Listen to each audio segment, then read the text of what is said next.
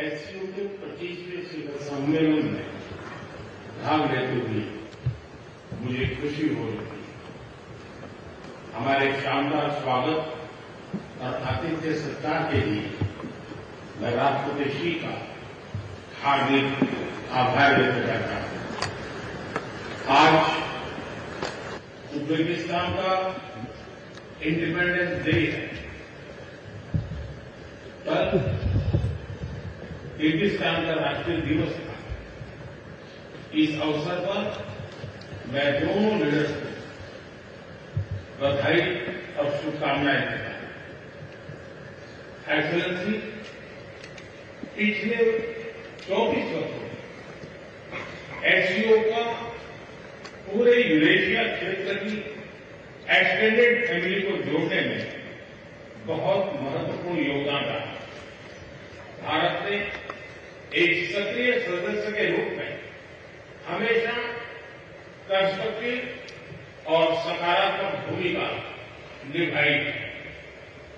SCO को लेकर भारत की सोच और नीति 3 मुख्य स्तंभों पर आधारित है। एससीओ, एस सिक्योरिटी, सी कनेक्टिविटी, ओ अपॉर्चुनिटी। पहले स्तंभ एस यानी सिक्योरिटी के संदर्भ में मैं कहना चाहता हूं कि सुरक्षा, शांति और स्थिरता किसी भी देश के विकास का आधार है। किंतु इस मार्ग में आतंकवाद, अलगाववाद और अतिवाद बड़ी चुनौतियां हैं। आतंकवाद सिर्फ किसी देश की सुरक्षा ही नहीं बल्कि पूरी मानवता के लिए एक साझा चुनौती है। कोई देश, कोई समाज, कोई नागरिक अपने आप को इससे सुरक्षित नहीं समझ सकता। इसलिए आतंकवाद से लड़ाई में भारत ने एकजुटता पर बल दिया। इसमें एससीओ रेट्स की बहुत महत्वपूर्ण भूमिका रही। इस वर्ष भारत ने जॉइंट इंफॉर्मेशन ऑपरेशन को लीड करते हुए अल कायदा और इससे जुड़े आतंकी संगठनों से लड़ने का इनिशिएटिव किया। हमने रेडिकलाइजेशन के विरुद्ध समन्वय बढ़ाने और मिलकर कदम उठाने का भी प्रस्ताव रखा। टेरर फाइनेंसिंग के खिलाफ आवाज उठाई।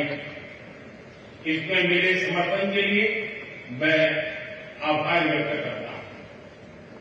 एक्सेलेंसी, भारत पिछले 4 दशकों से निर्मम आतंकवाद का दंश झेल रहा है।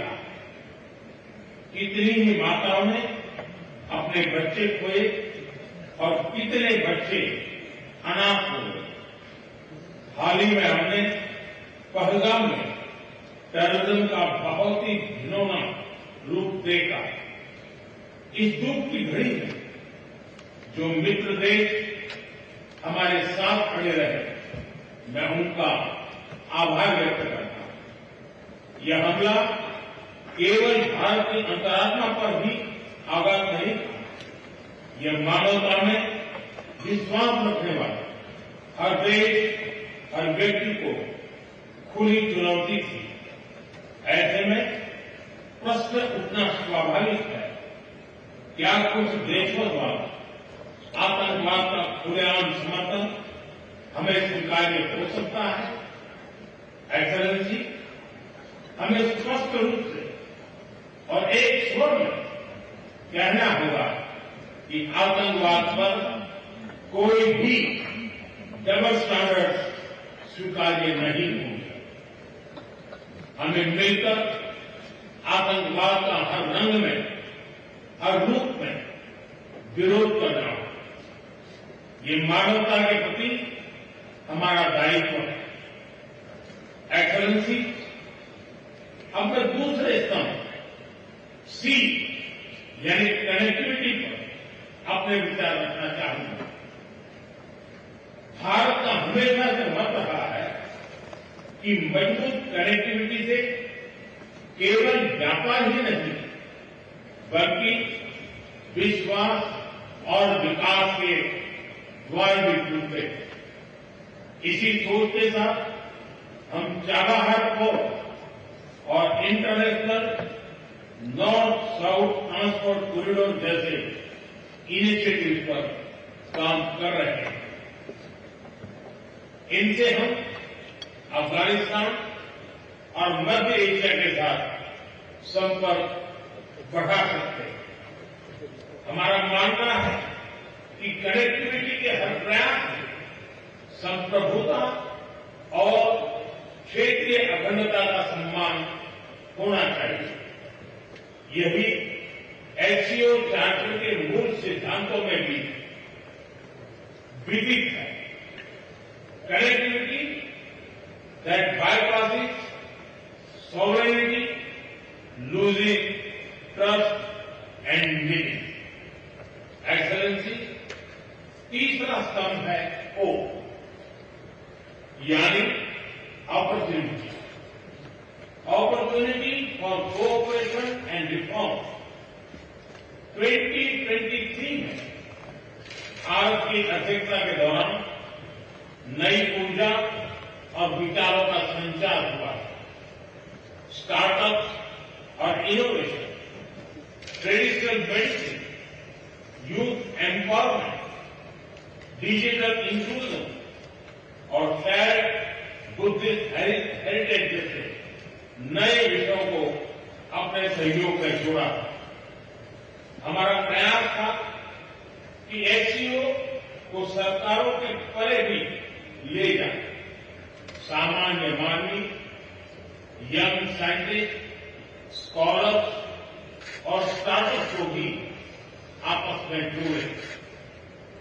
हमारे पीपल टू पीपल टाइम को दृढ़ता देने के लिए मैं आज एक और सुझाव रखना चाहूंगा। एससीओ के अंतर्गत एक सिविलाइजेशन डायलॉग फोरम बनाया जाए। इससे हम अपनी प्राचीन सभ्यताओं, कला, साहित्य और परंपराओं को वैश्विक मंच पर साझा कर सकते हैं। एक्सेलेंसी, आज भारत रिफॉर्म, परफॉर्म, ट्रांसफॉर्म के मूल मंत्र पर आगे बढ़ रहा है। कोविड हो या वैश्विक आर्थिक अस्थिरता, हमने हर चुनौती को अवसर में बदलने का प्रयास किया है। हम लगातार वाइड रेंजिंग रिफॉर्म पर काम कर रहे हैं। इस देश में विकास के साथ साथ अंतर्राष्ट्रीय सहयोग के लिए भी नए अवसर खुल रहे हैं। मैं आप सभी को भारत की विकास यात्रा से जुड़ने के लिए आमंत्रित करता हूं। एक्सेलेंसी, यह खुशी की बात है कि एससीओ भी समय के अनुरूप इवॉल्व हो रहा है। ऑर्गेनाइज्ड क्राइम, ड्रग ट्रैफिकिंग और साइबर सिक्योरिटी जैसे समकालीन चुनौतियों से निपटने के लिए 4 नए केंद्र बनाए जा रहे हैं। हम इस रिफॉर्म ओरिएंटेड माइंडसेट का स्वागत करते हैं। वैश्विक संस्थानों में रिफॉर्म के लिए एससीओ सदस्य आपसी सहयोग बढ़ा सकते हैं। संयुक्त राष्ट्र की 80वीं वर्षगांठ के अवसर पर हम एकमत होकर यूएन रिफॉर्म का आह्वान कर सकते हैं।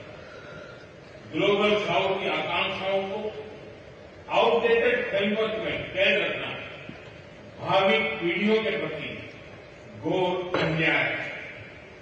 नई पीढ़ी के बहुरंगी सपनों को हम पुराने जमाने की ब्लैक एंड व्हाइट स्क्रीन पर नहीं दिखा सकते, स्क्रीन बदलनी ही होगी।